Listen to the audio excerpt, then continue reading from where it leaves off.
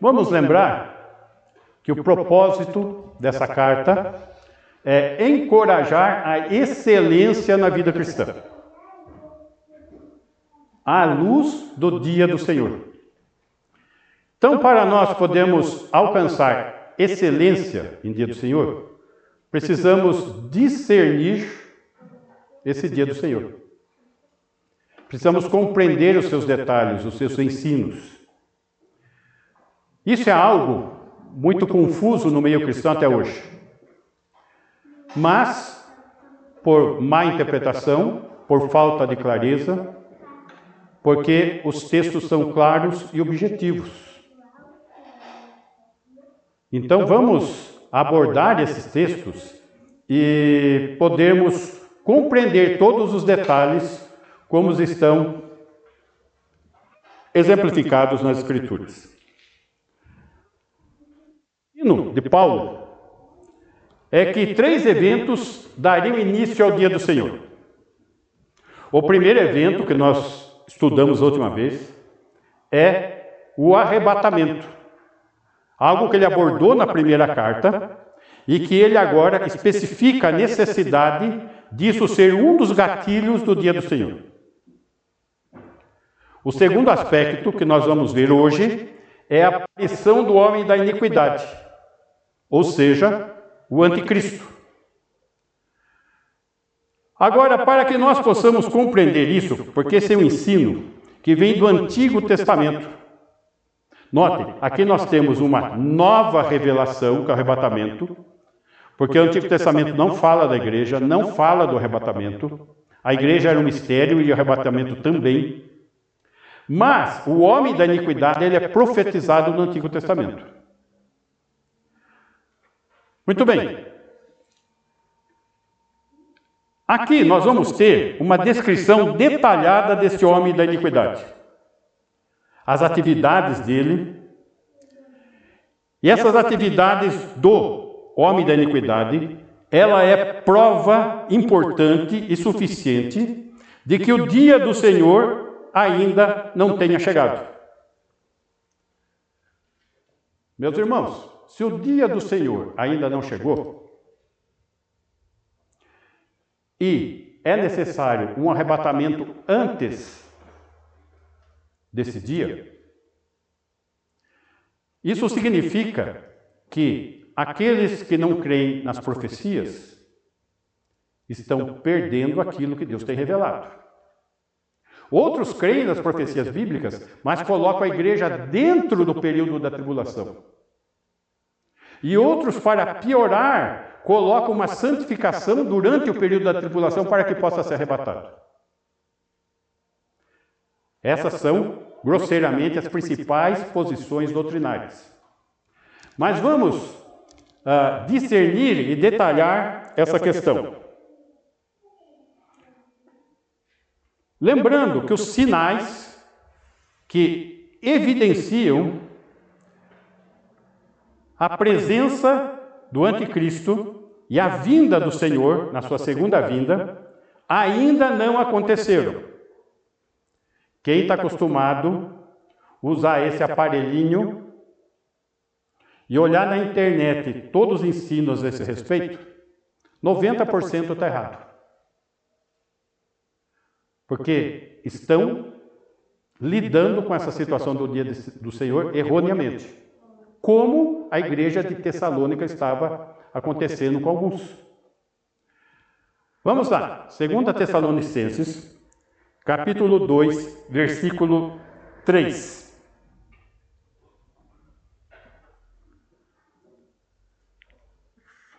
Ninguém de nenhum modo vos engane, porque isto não acontecerá sem que primeiro venha a apostasia ou afastamento. Aí está falando afastamento da igreja com referência a esses acontecimentos do dia do Senhor. E seja revelado o homem da iniquidade, o filho da perdição. É daqui que nós partimos.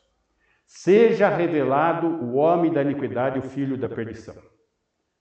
A aparição do homem da iniquidade. É esse ponto que nós vamos precisar compreender nesta noite.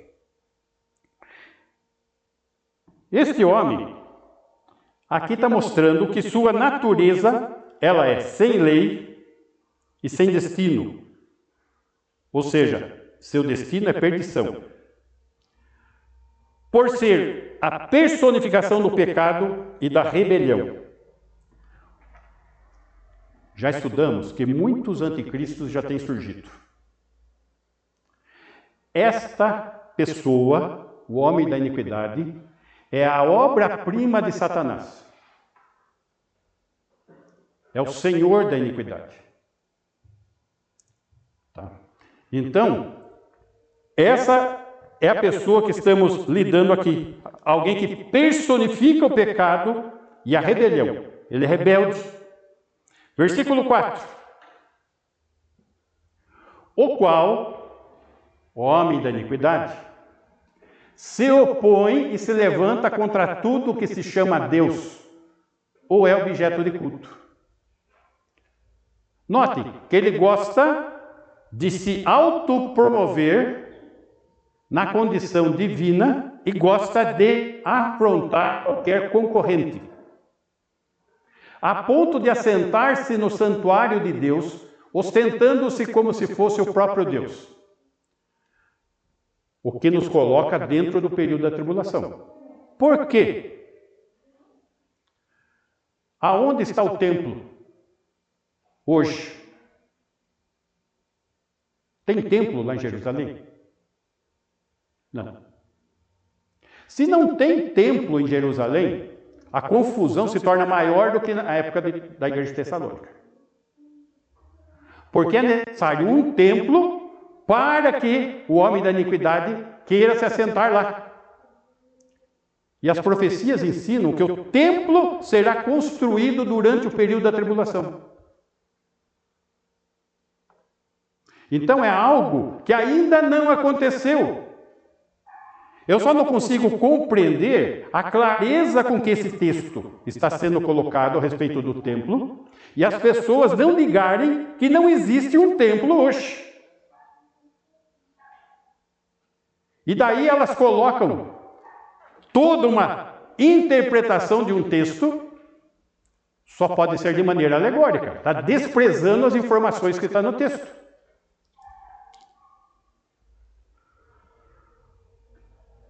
A paixão dele, então, é a autopromoção, a ponto de se proclamar o Messias, buscando idolatria sobre si mesmo. Fazendo o quê? Uma oposição violenta a toda forma de adoração divina. E ele entronizará a si mesmo no santuário de Deus em Jerusalém. Identificando claramente aqui o anticristo, que se opõe a Cristo e se coloca no lugar de Cristo. Deixa eu explicar isso. Essa partícula grega, esse prefixo anti, ele pode significar duas coisas no grego: contrário e no lugar de. Então nós vemos que ele se opõe a tudo quanto é de natureza divina, contrário, e se coloca no lugar de, querendo se assentar no templo e pedir adoração. Isso que significa a palavra anticristo. Isaías, capítulo 14, versículo 12. Vamos lembrar que o anticristo, ele, num determinado momento, no meio da tribulação, ele vai receber poderes diretos de Satanás. Agora, qual a ligação de Satanás? Satanás teve o mesmo tipo de comportamento. Isaías, capítulo 14, versículo 12.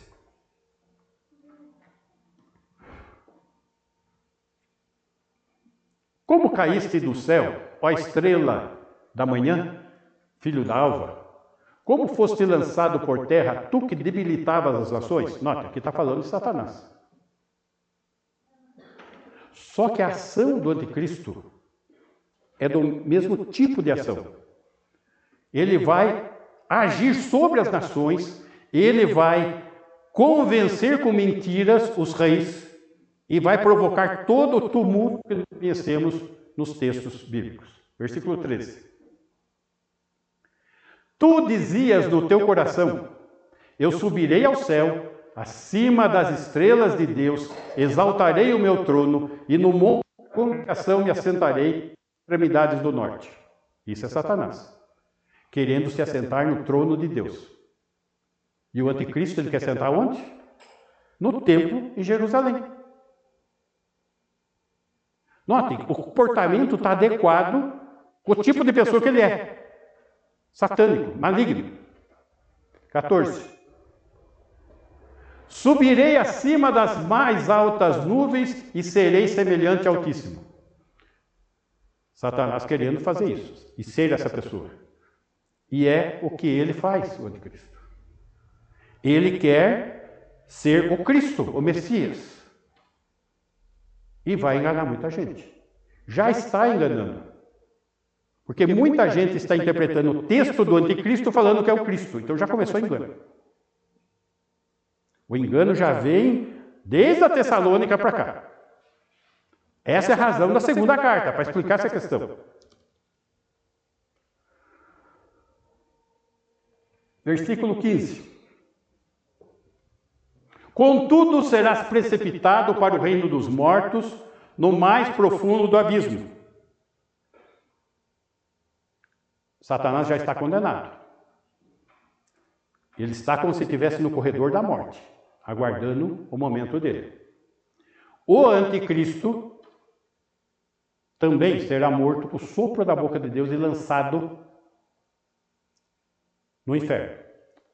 O anticristo e o falso profeta vão inaugurar o inferno.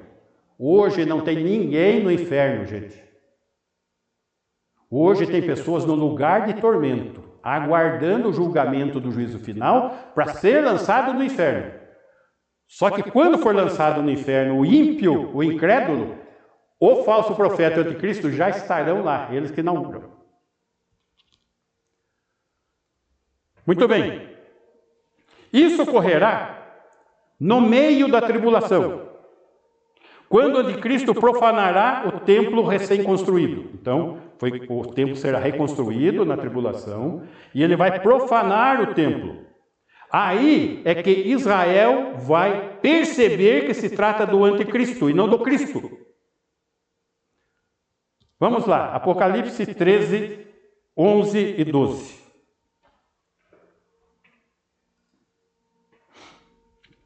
Vi ainda outra besta emergir da terra. Aqui está falando outra besta. Que outra besta? O falso profeta. Que emergiu da onde? Da terra. Falando profeticamente, esse termo terra sempre se relaciona a Jerusalém, a Israel. Então, esse falso profeta é um judeu. Tá? Vamos lembrar... Nós já vamos entrar nos textos que vai mostrar a aliança que o anticristo faz com Israel. Tá? Para chegar lá no meio da tribulação e pedir adoração. Possuía 2 chifres, parecendo cordeiro, mas falava como dragão. Então, esse falso profeta, ele parece o cordeiro, mas ele fala como Satanás, o dragão. Versículo 12. Exerce toda a autoridade da primeira besta, o anticristo, na sua presença. Faz com que a terra e seus habitantes adorem a primeira besta, cuja ferida mortal fora curada. Primeira questão que nós temos que observar. O anticristo ele vai pedir adoração. E ele vai ter um agente para promover essa adoração. O falso profeta. Tudo isso no período da tribulação. Não estamos na tribulação. Essas coisas não estão acontecendo. Todos esses acontecimentos que estamos vendo aí não são os sinais da segunda vinda do Senhor.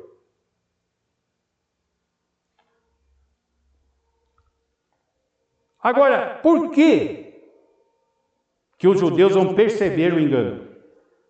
Porque no livro da lei, Deuteronômio, ele orienta quanto a essa questão. Vamos lá, Deuteronômio 13, versículo 1.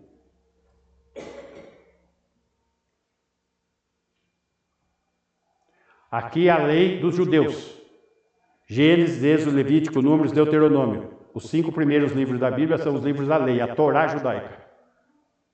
Quando o profeta ou sonhador se levantar no meio de ti e te anunciar um sinal ou prodígio, olha só, o que está sendo orientado à nação de Israel? Alguém vai se levantar no meio de ti, vai fazer um prodígio. Ó, falso profeta fazendo a imagem do anticristo falar. Pessoal, perceba só, o que diz o Salmo 115?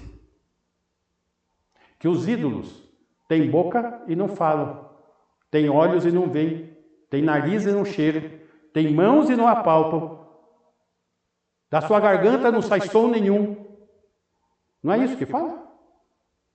Mas aqui ele vai fazer falar. Seguindo.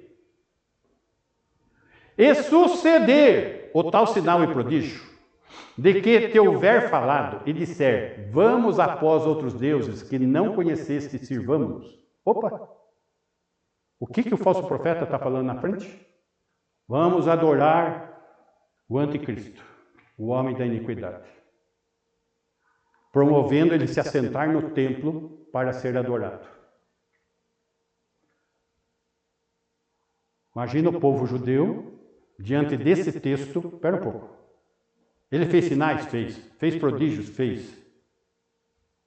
Mas só que ele está dando um ensino errado aqui, idolatria. Meus irmãos, sinais e prodígios não autenticam nada, mesmo que seja verdadeiro. O que vai autenticar o sinal, o prodígio, é a palavra de Deus. Temos que pôr em mente isso, porque está cheio aí de pessoas miraculosas dentro das igrejas, promovendo aquilo que é maligno como o anticristo, os falsos profetas, os tipos anticristos hoje. Versículo 3.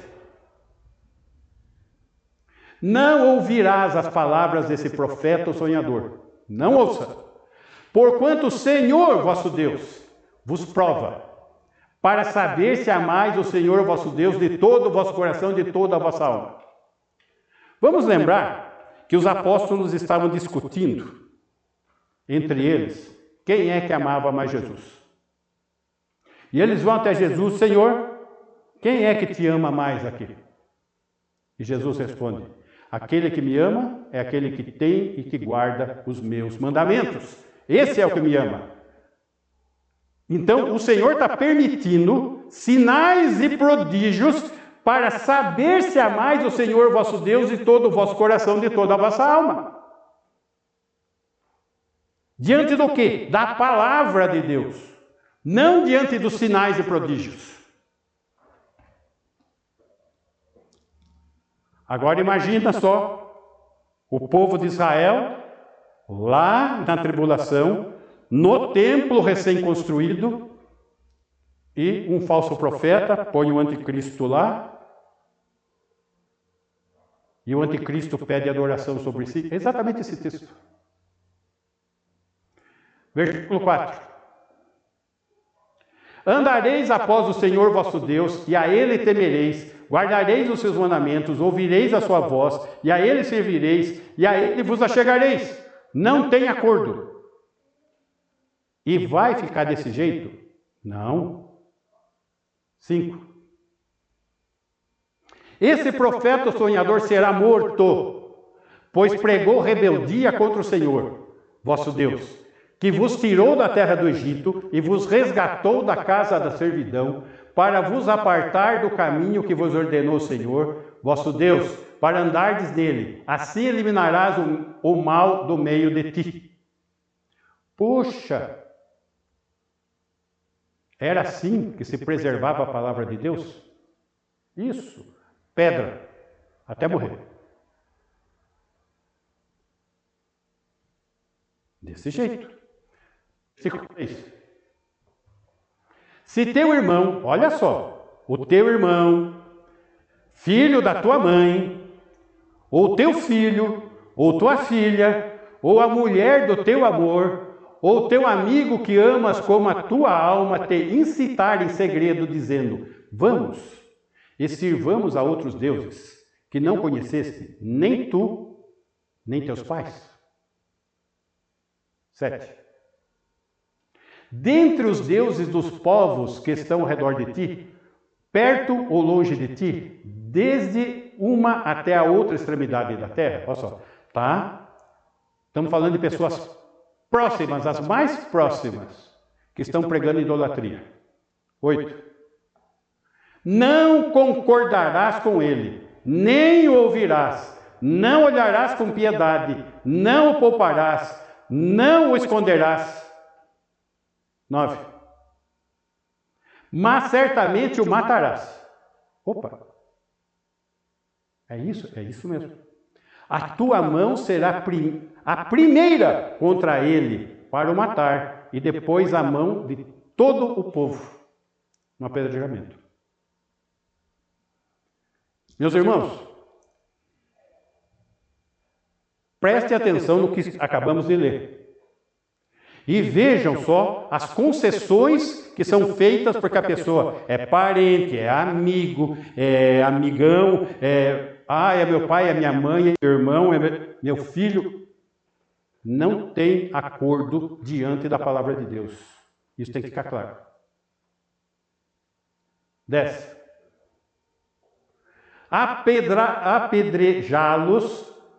Apedrejá-lo-ás até que morra, pois te procurou apartar do Senhor teu Deus, que te tirou da terra do Egito, da casa da servidão. Versículo 11.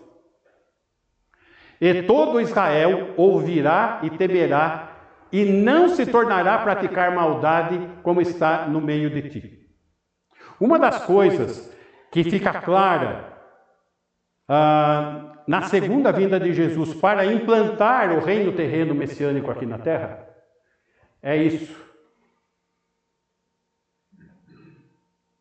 Idólatra não entra, idólatra não é aceito, idólatra é morto. Isso vai acontecer lá.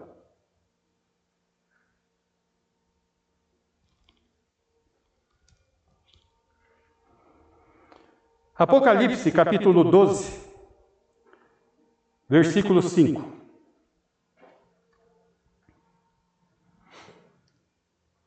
Nasceu-lhe, pois, um filho varão, que há de reger todas as nações com cetro de ferro. Com cetro de ferro. E o seu filho foi arrebatado para Deus até o seu trono. Filho de quem? De Israel. Jesus era judeu. Aqui está falando de Jesus. 6. A mulher, porém, Israel, fugiu para o deserto, onde lhe havia Deus preparado lugar para que nele a sustentem durante 1260 dias, ou seja, 3 anos e meio.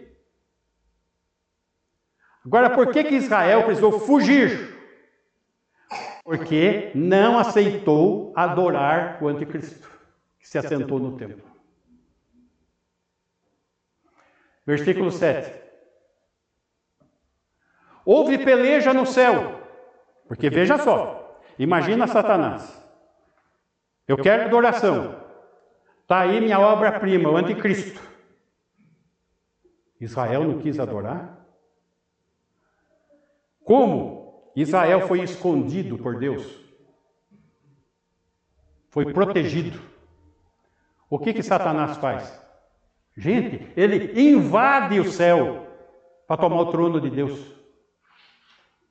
E Miguel e os seus anjos pelejam contra o dragão e seus anjos. Há uma batalha nos céus, que eles tentam invadir o trono de Deus.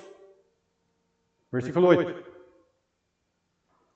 Todavia não prevaleceram, nem mais se achou no céu o lugar deles. Satanás e seus anjos foram expulsos. Aonde que está Satanás hoje? No céu, gente. Ele é o nosso acusador. Versículo 9. E foi expulso lá no meio da tribulação o grande dragão, a antiga serpente, que se chama Diabo e Satanás, o sedutor de todo mundo, sim, foi atirado para a terra e com ele os seus anjos. Vai acontecer lá no meio da tribulação. 10. Então ouvi grande voz do céu proclamando: agora veio a salvação, o poder, o reino do nosso Deus e a autoridade do seu Cristo, pois foi expulso o acusador de nossos irmãos, que é o que ele faz hoje, o mesmo que os acusa de dia e de noite diante do nosso Deus. Satanás está ativo, não só neste mundo, nos céus, como nosso acusador. E de lá ele só vai sair nesse momento, lá no meio da tribulação. Versículo 13.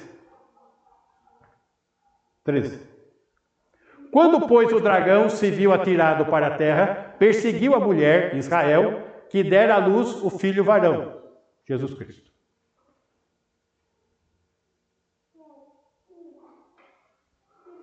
Vamos seguir mais um pouquinho. Daniel capítulo 9, versículo 24.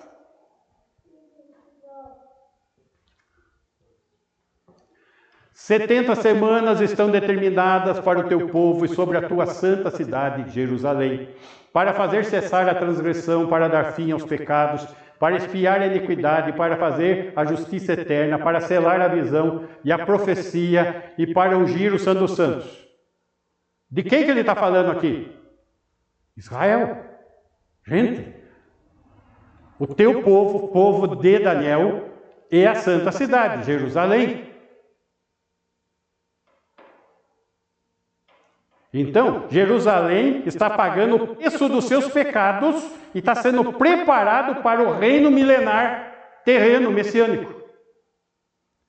25. Sabe e entende, desde a saída da ordem para restaurar, para edificar Jerusalém, isso aconteceu no ano, eu anotei aqui só um segundinho, 444 a.C., no mês de Nissan. Artaxerxes dá ordem para reconstruir e restaurar e edificar Jerusalém, que tinha sido destruída. Até ao ungido. Quem é ungido? Jesus. Ao príncipe, Jesus. 7 semanas e 62 semanas, ou seja, o cronograma, 69 semanas, 7 mais 62, 69. As praças e circunvalações se reedificarão, mas em tempos angustiosos. Que tempo angustioso? Da angústia de Jacó, o dia do Senhor, a tribulação, como já estudamos os textos. Então, até a data limite, que já ocorreu, que foi dia 9 de Nissan do ano 33, do calendário gregoriano. Quando? Na entrada triunfal de Jesus em Jerusalém.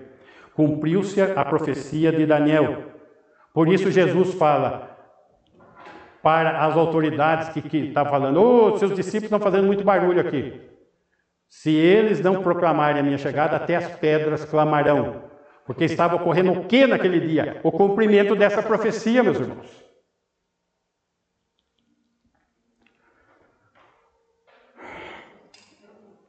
A última semana, que está faltando, que são 7 anos, porque todas elas foram de anos, tá?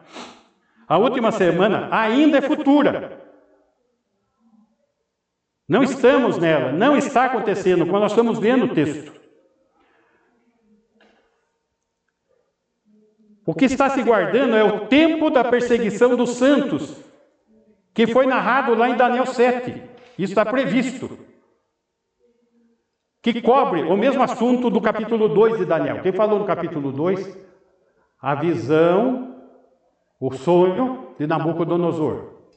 A estátua. Babilônia, Medo Persa, Grécia, Império Romano. Só que no capítulo 7, entra uma informação nova que não estava na estátua. Capítulo 7 de Daniel, versículo 21.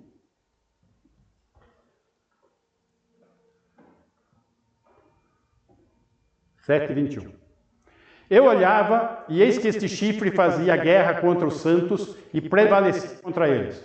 Opa! A visão de Daniel está vendo o quê?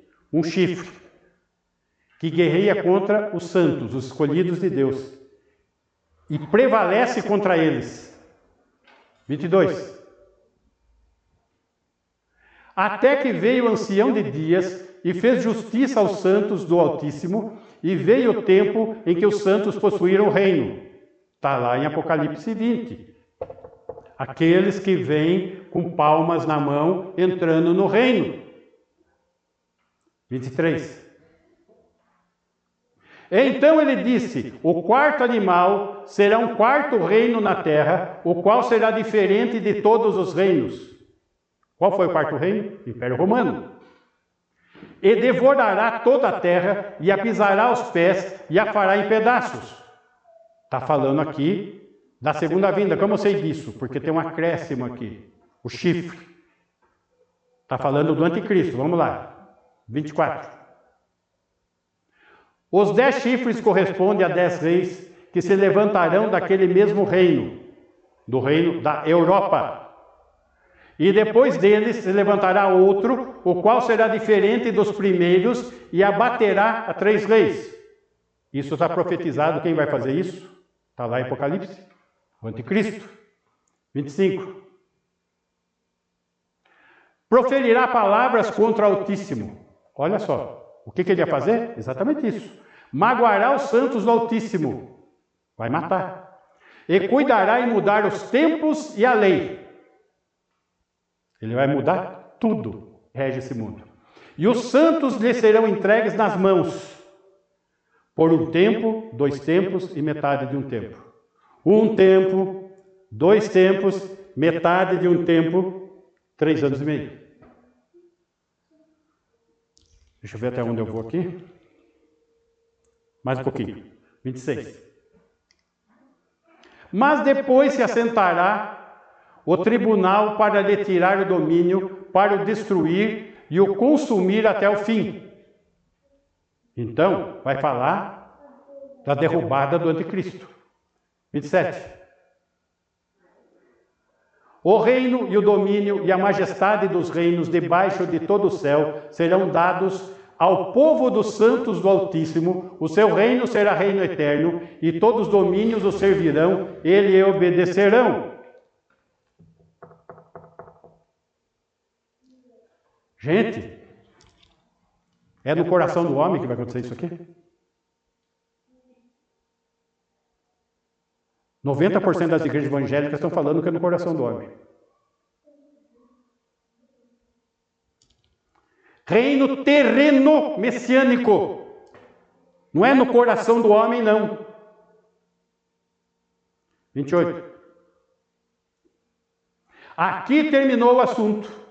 Quanto a mim, Daniel, os meus pensamentos muito me perturbaram e o meu rosto se empalideceu, mas guardei essas coisas no coração. Ele recebeu a revelação. Que nós vamos ver João recebendo a revelação no Apocalipse.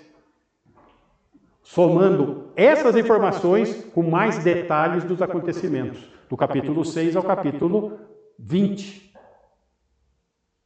quando o reino é implantado. Muito bem.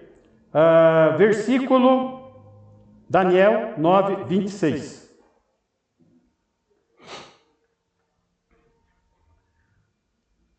Depois das 62 semanas, será morto ungido. Ungido foi morto? Jesus foi crucificado? Foi, já cumpriu essa parte. E já não estará. Aonde está o Senhor hoje? À destra do Pai.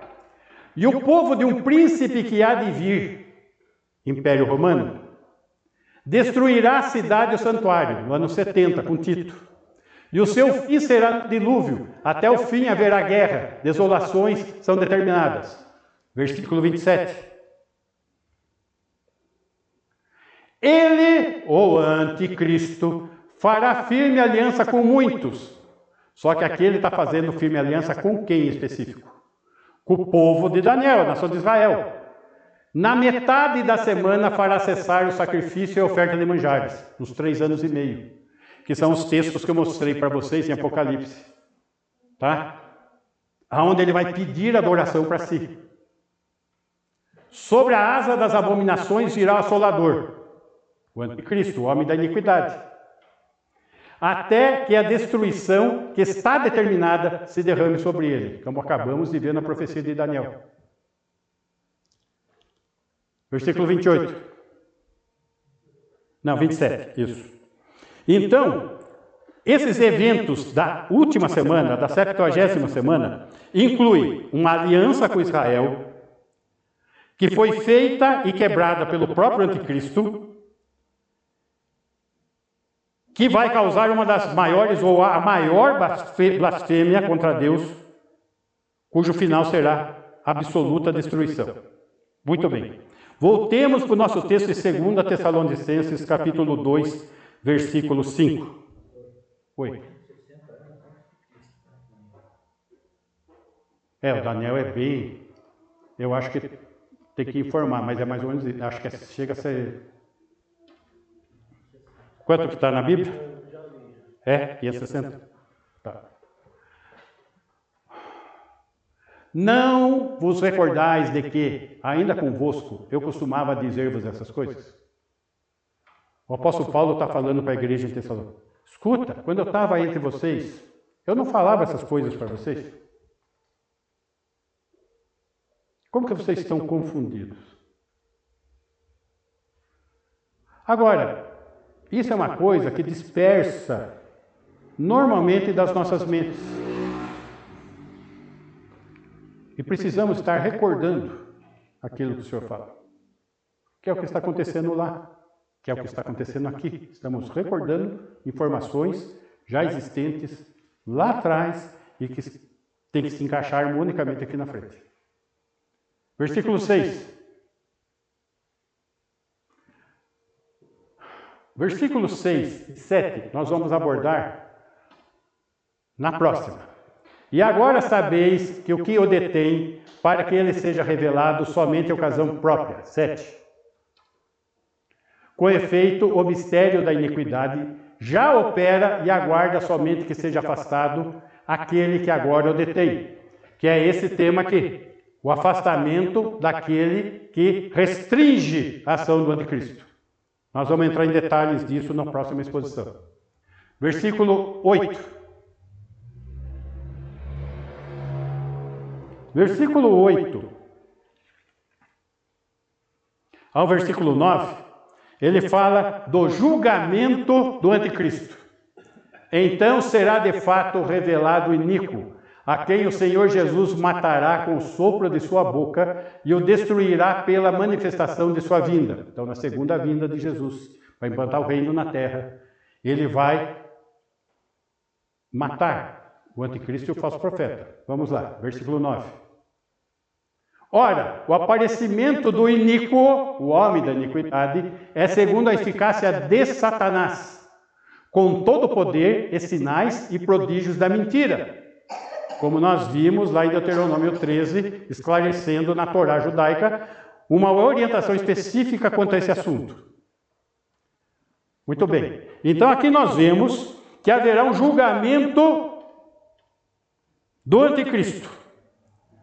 Apocalipse capítulo 20, versículo 10.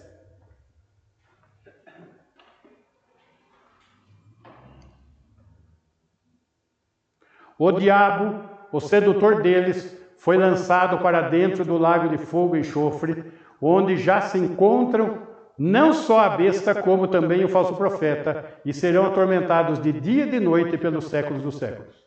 Então, quando Satanás for lançado no inferno, que é o lago de enxofre, aí já se passou 1000 anos, porque aqui o reino é milenar. Quem que estava já há 1000 anos lá dentro? O anticristo e o falso profeta. Ok? Mas haverá também julgamento dos incrédulos. O pessoal sempre me faz uma pergunta. E os crentes que não foram arrebatados? Eles vão se arrepender para poderem fazer parte do reino? É uma pergunta sempre feita para mim. Não. Não. Vamos ver isso daí. 2 Tessalonicenses, capítulo 2, versículo 10, que vai falar que haverá julgamento dos incrédulos. E com todo engano de injustiça aos que perecem, porque não acolheram o amor da verdade para serem salvos. Opa! O engano da injustiça que o anticristo, os anticristos, os tipos anticristos, os falsos profetas têm pregado, e lá vai ter a obra-prima, o clímax dessa situação. O que vai acontecer? Eles não acolheram a verdade para serem salvos. Versículo 11. É por esse motivo, pois, que Deus lhes manda a operação do erro, para darem crédito à mentira. Deus vai colocar uma disposição de coração neles, para que creiam na pregação do anticristo, para que creiam nos falsos profetas, para que creiam na mentira. Ah, mas tem sinais e tem prodígios. Eu vi, é verdade. Está aqui. Dando crédito para mentira. 12. A fim de serem julgados todos quantos não deram crédito à verdade. Antes, pelo contrário, deleitaram-se com a injustiça. A condenação daqueles que ficaram. Então, Davi, mas aí no caso, por que na grande tribulação, muitos se arrependerão? Sim. E não os crentes. Sim. Mas aqui está falando daqueles que ouviram a verdade e não creram. Ali, esse outro texto está falando daqueles que vão vir a pregação do reino, do estabelecimento do reino, e vão crer. Isso, vai ter, a igreja tem que ser arrebatada, Deus tem que levantar 144 mil judeus, 12 mil de cada tribo, são 12 tribos. Assim como foi João Batista, o pregador do Evangelho do Reino, lá terão pregadores do Evangelho do Reino. 12 mil de cada tribo. E não esses que se dizem testemunha de Jeová, que são falsos profetas que ficam batendo na porta das casas. Muito bem. Então, o anticristo com o poder de Satanás será uma imitação de Jesus. Por quê? Jesus não realizou milagres quando esteve aqui? Prodígios, sinais? Ele vai tentar conduzir o pessoal. Satanás sempre foi imitador para convencer as pessoas a crer nas mentiras.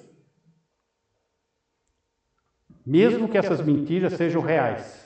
Sinais, prodígios e milagres.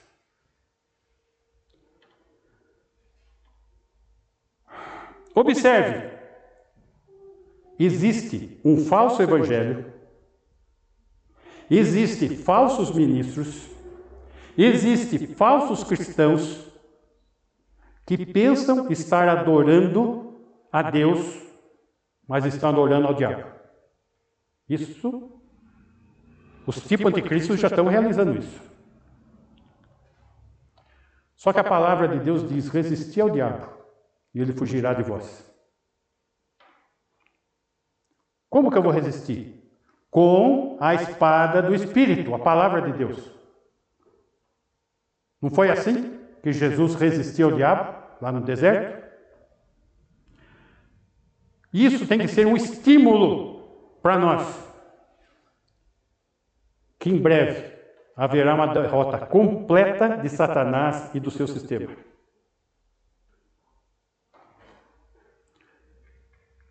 E uma dica. Não tem como ser neutro. Neutralidade é rejeitar a verdade e aceitar a mentira. E eu fico bobo de ver de temas e assuntos bíblicos que está aqui, ó. A mais B provado. Mas faz-se questão de ser o contrário. Não vai ter que acertar conta comigo nisso não, gente. Tá lá. Tá lá. Eu só estou fazendo o meu papel, estou avisando. Tá lá. Que o Senhor nos ajude a nos encorajar à excelência na vida cristã. À luz do dia do Senhor que vimos hoje. Amém? Ok. Vamos ficar em pé?